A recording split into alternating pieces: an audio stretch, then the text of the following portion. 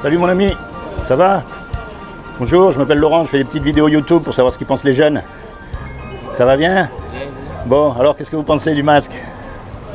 On fait avec, hein. On fait avec, comme vous dites, ouais. De toute façon, avec ou sans masque, un jour ou l'autre, on va mourir, on est d'accord? D'accord. Vous avez déjà pensé? À quoi? À mourir, à la mort. Souvent, oui. Ah bon? Alors à votre avis, qu'est-ce qui va se passer une fois qu'on est mort? On est mort, hein. Ouais, non, mais où vous allez? Vous avez une religion, une croyance, quelque chose? Non, je crois en Dieu, mais j'ai pas de religion. D'accord. Comment ça se fait ça alors? Dites-moi, expliquez-moi. Vous croyez en Dieu, mais vous n'avez pas de religion. Vous arrivez à faire la différence entre Dieu et les religions alors? Oui, oui. Ah, c'est très bien ça. Parce qu'en fait, c'est vrai, Dieu, il n'est pas trop dans les religions. Hein. Quand on les voit, on n'a pas envie d'être comme eux. Hein. Maintenant, je vais vous dire une chose. Normalement, quand on meurt, on va être jugé. Et on va être jugé par rapport au bien, au mal qu'on a fait. D'accord? Donc, pour que ce soit juste pour tout le monde, Dieu nous a donné une loi. Et cette loi-là, ce sont les 10 commandements. Vous connaissez les 10 commandements? Oui. Bon, alors on va voir comment vous allez faire. Et attention, je ne vous juge pas parce que moi, j'ai lamentablement échoué au test. D'accord? Il y a un commandement, il dit, tu mentiras pas. Est-ce que vous avez déjà menti? Oui. Comment on appelle quelqu'un qui a menti? Un menteur. Il y a un commandement, il dit, tu voleras pas. Est-ce que vous avez déjà pris quelque chose qui n'est pas à vous? Oui. Comment on appelle quelqu'un qui prend des choses que ce n'est pas à lui?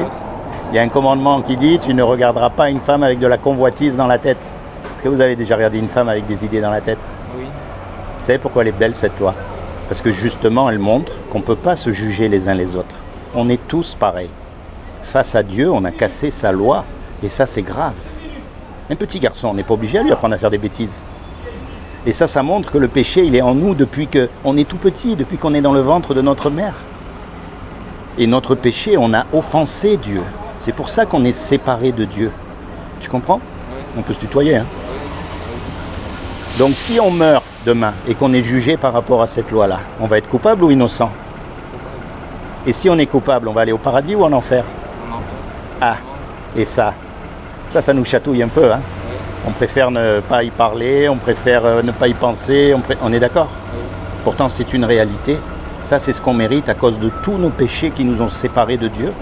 Parce que Dieu, il est tellement grand, il est tellement intelligent, imagine, pour créer un papillon, pour créer le soleil, pour créer toutes les étoiles, ça doit être un être extraordinaire, on est d'accord? Ben, un petit mensonge de rien, lui, il ne peut pas voir. Et donc on est mal. Maintenant, je vais te dire une autre chose, parce que ça, c'est la mauvaise nouvelle. Maintenant, il y a quand même une bonne nouvelle, c'est que c'est Dieu qui nous a fait. Donc, un créateur, il aime ce qu'il fait. Un musicien, il aime sa musique. Un artiste, il va aimer l'art qu'il fait, d'accord? Eh bien, Dieu qui a tout créé, il aime sa création. Et comme il aime sa création et qu'il aime l'homme, il ne veut pas nous punir. Il ne veut pas qu'on aille en enfer, malgré qu'on soit coupable. Donc il a fait quelque chose pour que toi et moi, justement, malgré qu'on soit coupable, on puisse éviter d'aller en enfer. Est-ce que tu sais ce qu'il a fait? Je vais te dire. Comme il n'a trouvé aucun homme de parfait sur la terre, ni même le religieux des religieux, il ne pourra pas dire qu'il n'a pas menti ou qu'il a accompli la loi, on est d'accord? Ben, comme il n'a trouvé aucun homme, il est venu lui-même et il s'est habillé avec un corps. Il a pris une forme humaine qui est Jésus. Et il a dit, quiconque croit que Jésus est le Fils de Dieu et qu'il est ressuscité des morts, il aura la vie éternelle à mes côtés. Mais ça ne suffit pas ça. Parce que les démons, ils existent aussi. Non seulement ils existent, ils croient et ils tremblent. La clé là-dedans, c'est un mot qu'on appelle la repentance. Et l'essence même de la repentance, bien sûr, il faut arrêter de mentir, de voler, de toutes ces choses, mais ça on le sait, parce que la conscience, elle nous le dit à chaque fois qu'on le fait, d'accord? L'essence même de la repentance, ça veut dire de se tourner vers Dieu.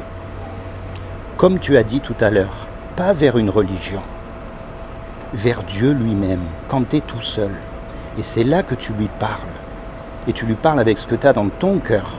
Parce que toi, tu es passé par des galères que moi, je ne suis pas passé, et vice-versa. Tu as eu des joies aussi, que j'ai pas eu, et vice-versa. On a chacun une vie. Eh bien, Dieu, il veut s'inviter dans ta vie, pour te protéger, pour te guider, pour t'encourager, et plus que tout, pour te sauver du jour du jugement dernier. Quand Jésus, il est mort à la croix, en fait, il est mort à ta place. Et à ma place, il s'est sacrifié pour que toi, tu aies la vie éternelle. Imagine, on fait une grosse bêtise tous les deux.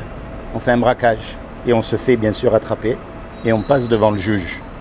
Et le juge, il nous dit, voilà tous les deux, vous avez 20 millions d'euros à payer, ou vous partez 50 ans en prison. Est-ce que tu as les 20 millions d'euros? Non. Moi non plus, on est perdu, on est d'accord? Et puis il y a un homme qui arrive, qu'on ne connaît même pas. et qui paye à notre place pour qu'on soit libre. Comment tu vas être par rapport à cet homme? Redevable. C'est exactement ce que Jésus a fait pour nous. C'est ça la vraie foi. C'est pas d'aller dans une... Enfin, si tu vas dans une église, tant mieux, mais c'est pas là le principal. Le principal, c'est quand tu es tout seul et que tu acceptes ce qu'il a fait justement pour toi à la croix. Quand tu es tout seul, tu lui dis, voilà, moi Seigneur, je suis un pécheur comme tout le monde, mais tu es mort à ma place et j'accepte ce que tu as fait à la croix.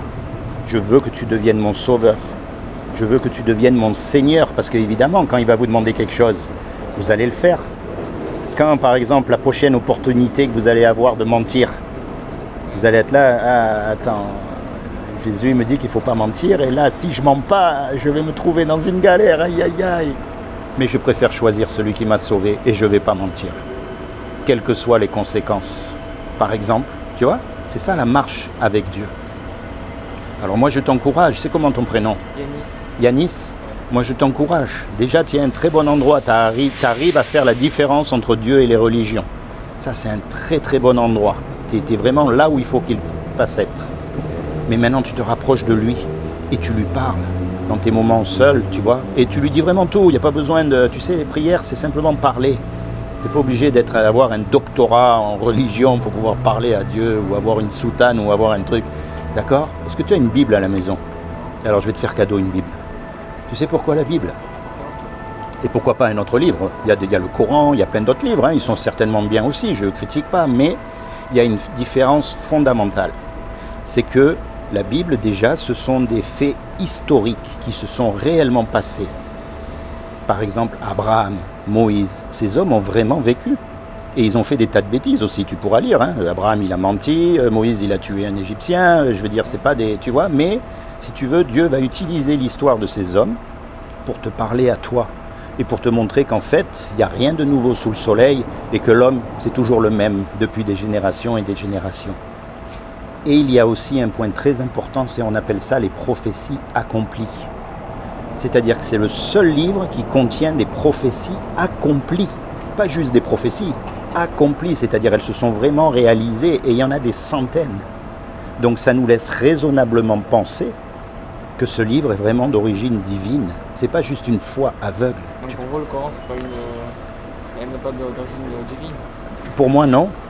Même s'il y a de belles choses écrites dedans. Pour moi, pourquoi non? Parce que il n'y a pas justement les prophéties divines. Il n'y a pas les prophéties accomplies, pardon.